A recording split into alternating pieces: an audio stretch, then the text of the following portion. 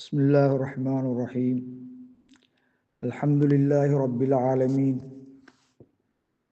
الرحمن الرحيم مالك يوم الدين وإياك نعبد وإياك نستعين أشهد أن لا إله إلا الله وحده لا شريك له وأشهد أن محمدا عبده ورسوله صلى الله عليه وعلى آله وصحبه وسلم تسليما كثيرا أما بعد. கணியத்துக்குரிய என் அருமை சகோதரர்களே, பெரியார்களே, எல்லாம் வல்ல அல்லாஹு ஜல்ல ஷானுஹு வ தஆலாவை போற்றியவனாக, புகழ்ந்தவனாக, நபிகளார் மீது ஸலவாத்து கூறியவனாக இன்றைய பாடத்தை நான் ஆரம்பிச்சுகின்றேன். சகோதரர்களே, பெரியார்களே, இன்றைய பாடத்தலைப்பாக மா ஹுக்மு ரஃபுல் யதைனி ஃபி ஸலா, தொழுகையிலே இரு கையை உயர்த்துவதின் சட்டமும், அது எப்பொழுது உயர்த்த வேண்டும், ஜனாசா தொழுகையிலும் கையை உயர்த்துவது மார்க்கமாக்கப்பட்டுள்ளதா என்ற செய்தி இங்கு நான் சொல்ல வருகின்றேன். கண்ணியத்துக்குரிய சகோதரர்களே, ரஃபுல் யதைனி ஃபி ஸலா, தொழுகையிலே கையை உயர்த்துவது, இரு கையை உயர்த்துவது, அதற்கு 4 இடங்கள் இருக்கின்றன. முதலாவது இந்த தக்பீரத்துல் இஹ்ராம், முதல் தக்பீர், தொழுகையிலே நாங்கள் நுழைகின்ற பொழுது அந்த தக்பீரிலே கையை உயர்த்துவது. இரண்டாவது இந்த ருக்கு, கியாமிலிருந்து ருக்குவுக்கு செல்லும் போது. மூணாவது இந்த ரஃபி, ருக்குவிலிருந்து இஅ்திதாலுக்கு எழும்பும் போது. அதே போல 2 ரக்காத் தஷஹுதுல் அவ்வல் ஓதி 3 ரக்காத்துக்கு எழும்பும் போது இந்த 4 இடங்களிலேயும் கையை உயர்த்துவது மார்க்கமாக்கப்பட்டுள்ளது, நபி வழி. யகூனு இப்திதாஉ ரஃபி மஅ இப்திதா தக்பீர், கையை உயர்த்துவது தக்பீரை ஆரம்பிப்பதுடன் இருக்க வேண்டும். அதே நேரத்திலே வலஹு யர்ஃபஅ சும்ம யுகப்பிர், கையை உயர்த்தி அதற்கு பின்னால் தக்பீர் கூறுவதும் அவனுக்கு இருக்கின்றது.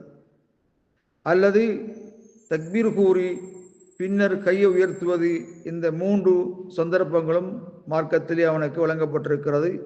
நுசூசுகளிலிருந்து நாம் அதை விளங்கிக் கொள்ளக்கூடியதாக இருக்கின்றது. அம்மா இந்த ருக்குவை பொறுத்தவரையில் இது அராத யஹ்விய இல ருக்குஇ, ருக்குவுக்கு குனிய நாடுகின்ற பொழுது இரு கையை உயர்த்த வேண்டும். உயர்த்தி பின்னர் குனிவது, பின்னர் இரு கையையும் முழங்காலின் மீது வைப்பது. சில பேர் முழங்காலுக்கு கீழ் வைப்பதை நாங்கள் பார்க்கின்றோம். அது அவருடைய உள்ளட்சம் என்று அவர்கள் நினைக்கின்றார்கள். ஆனால் அது உள்ளட்சமாக கருதி கொண்டாலும் கூட அது நபி வழிக்கு பிழையானது. முழங்காலிலே தான் கையை வைக்க வேண்டும். இது இரண்டாவது. மூணாவது இந்த ரஃபு மின ருக்குவ், ருக்குவிலிருந்து கையை உயர்த்துகின்ற பொழுது, அதாவது முழங்காலை விட்டும் இரு கையையும் உயர்த்துவான். ராஃபிஅன், கையை உயர்த்தியவனாக உயர்த்துவான். ஹத்தா யஸ்தவிய காயிமன், நின்றவனாக நேராகும் வரை. பின்னர் அதை எலாஹுமாலா சதுரி, சிலருடைய கருத்தின்படி அவர்கள் சதுரிலே முதல் தக்பீர் கட்டிய போது சதுரிலே வைப்பதை போல அவ்விரண்டை வைப்பான் என்ற கருத்தும் இருக்கிறது. வைக்காமல் தொங்க விடுவதும் இருக்கின்றது. 4வது ஃபில் கியாம் மின தஷஹுதுல் அவ்வல், முதலாவது ரக்காத்திலே தஷஹுத், 2வது ரக்காத்திலே அத்தஹியாத் ஓதி 3வது ரக்காத்துக்கு எழும்புகின்ற போது கையை உயர்த்தி எழும்ப வேண்டும். இதா ஹதுவம் இதெல்லாம் ஹதுவி மன்கபீனி, இரு தோல்பியத்துக்கு நேராக, இரு தோல்பியத்துக்கு நேராக உயர்த்த வேண்டும். எவ்வாறுன்னு சொன்னால், முதல் தக்பீரத்துல் இஹ்ராமில் எவ்வாறு உயர்த்தினமோ அதே போலதான் இந்த 4 இடங்கள் தவிர்ந்த மற்ற இடங்களிலே உயர்த்துவது மார்க்கமாக்கப்படவில்லை. ஜனாசா தொழுகையை பொறுத்தவரையில் ரஃபுல் யதைனி ஃபி ஸலாத்தில் ஜனாசா ஃபினு மஷ்ரூன் ஃபி குல்லி தக்பீரத்தின், உலமாக்களுக்கு மத்தியிலே முரண்பட்ட கருத்து இருந்த போதிலும் மிக சரியான கருத்தாக நாம் பார்க்கின்றோம். ஜனாசா தொழுகையிலே ஒவ்வொரு தக்பீரிலையும் கையை உயர்த்துவது மார்க்கமாக்கப்பட்டுள்ளது.